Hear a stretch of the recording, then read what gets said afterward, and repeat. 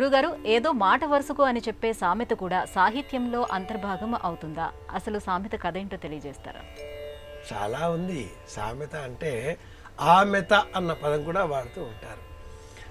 సాహిత్యం పరిపరి విధాలు, సహిత సహితం సాహిత్యం, జనులకు మేలు చేసేది అని అర్థం.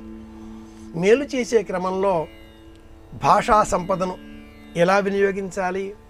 పద్య రూపంలోనా, పాట రూపంలోనా, వచన కవిత రూపంలోనా, కథగానా, కథానికగానా, లేక అనేక భిన్న భిన్న రూపాలు అన్నప్పుడు అవి 72 రూపాల సాహిత్య ప్రక్రియలుగా జాబితా సిద్ధం చేయగా అందులో సామెతలు కూడా ఒకటి.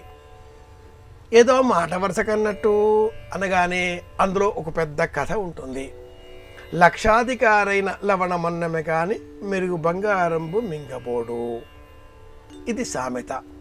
లోకంలో సామెతలు, జాతీయాలు, నుడికారాలు అన్నీ ఒకటే అనే అర్థంలో వినియోగిస్తూ ఉంటారు. ఒకటి కావు.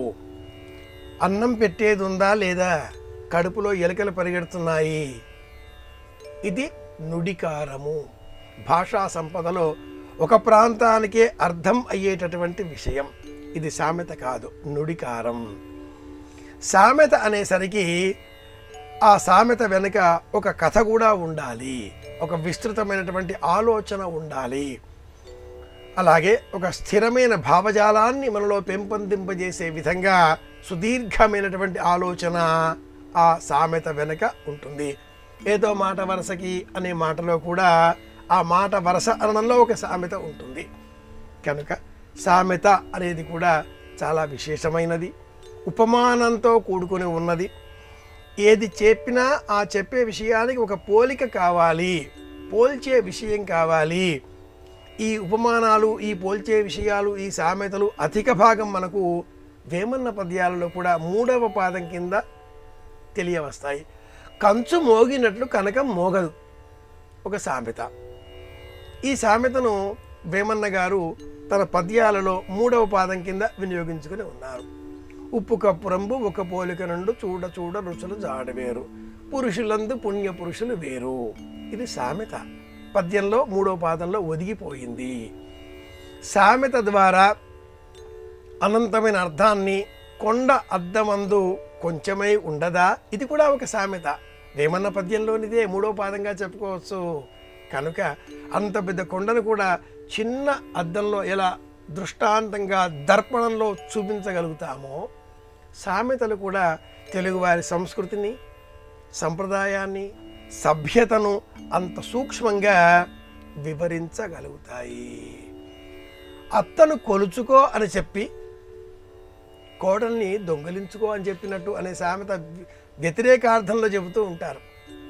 ఈ సామెత ఎలా వాడతారంటే, కోడల్ని దొంగిలించు అని చెప్పి అత్తని కొలుచుకో అని చెప్పినారట అని ఒక మాట చెబుతారు. పరిగెత్తి పాలు తాగు కూడదా, కూడవచ్చునా, నిలుచుని నీళ్లు తాగాలి కూడదా, కూడవచ్చునా. ఇలాంటి అనేక సామెతలు జీవితంలో నిత్య వ్యవహారాలు. ఈనాటి కాలంలో జాతీయాలు, పదబంధాలు, సామెతలు, సంభాషణా శైలి అంతా మృగ్యమైపోయింది, నశించిపోయింది. మాట్లాడడంలో చమత్కారమే లేకుండా పోయింది. చమత్కారంగా మాట్లాడాలి అంటే సామెతల విజ్ఞానం తప్పనిసరి. కుటుంబ సంబంధాలను మెరుగుపరిచేవి సామెతలే సుమా. కూర్చుంటే లేవలేడు, కూరకట్టలు అమ్మలేడు, కొట్టొస్తాడమ్మా నాకు నవ్వొస్తుంది అని ఒక ఇల్లాలు తన భర్త గురించి ఒక సామెతలాగా చెప్పిందట. మా ఇంటి మగవారు మా మీదకే గాని పొరుగు జగడం అంటే అరుగు దిగరు అని కూడా చెప్పిందట. ఇలా ఉంటాయి సామెతలన్నీ.